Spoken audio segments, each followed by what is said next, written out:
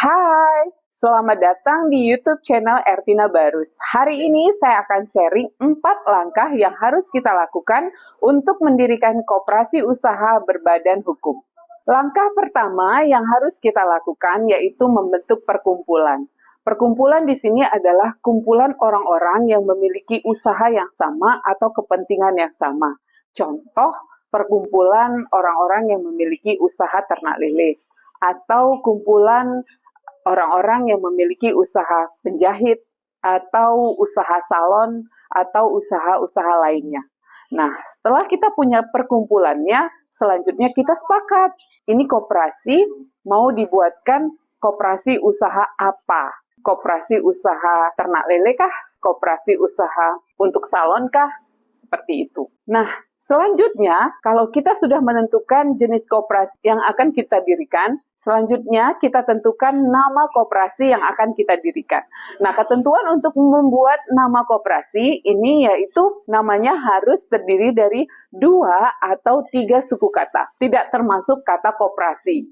Nah, contoh, bersama unggul bermartabat. Nah, itu terdiri dari 3 suku kata. Atau petani makmur bersama lestari, atau koperasi bersama lestari.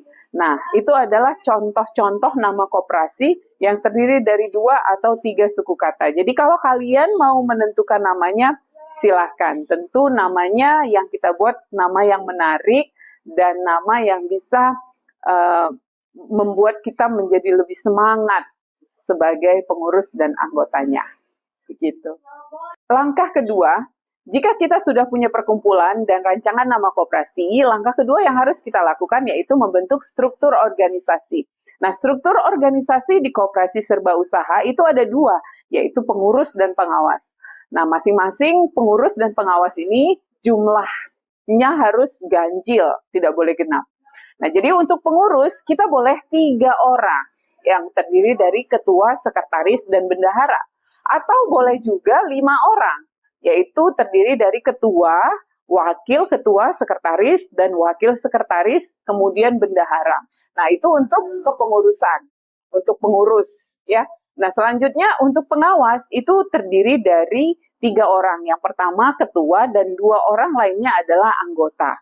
Nah, begitulah struktur organisasi di koperasi serba usaha. Nah, jadi kalaupun untuk kepengurusan, penamaannya diganti, tidak menggunakan wakil ketua, atau dibuat sebagai koordinator unit usaha apa, seperti itu boleh. Demikian juga yang sekretaris.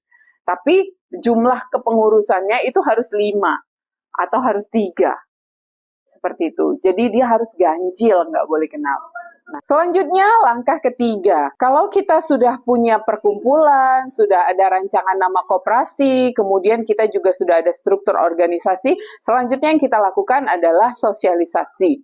Nah, sosialisasi ini tujuannya untuk kita mau memberi pengarahan kepada anggota, demikian juga kepada pengurus, supaya kita tahu ini koperasi tujuannya apa, manfaatnya apa, fungsinya apa, aktivitas sehari-harinya itu bagaimana, seperti itu. Nah, yang kita lakukan untuk sosialisasi ini yaitu kita undang orang-orang dari dinas koperasi daerah. Nah, bisa dari dinas koperasi tingkat kabupaten, jadi kalau di sini yaitu Deli Serdang, ataupun dari dinas koperasi pusat, yaitu dinas koperasi Provinsi Sumatera Utara. Jadi kita buat undangannya, kita undang mereka, kemudian mereka lakukan sosialisasi ke kita, sehingga kita sebagai anggota dan pengurus, kita punya pemahaman yang mantap untuk kita menjalankan koperasi ini ke depannya. Nah, jangan lupa saat kita melakukan sosialisasi di sini, kita buatkan BAP atau berita acara peristiwa kegiatan sosialisasi yang dilakukan.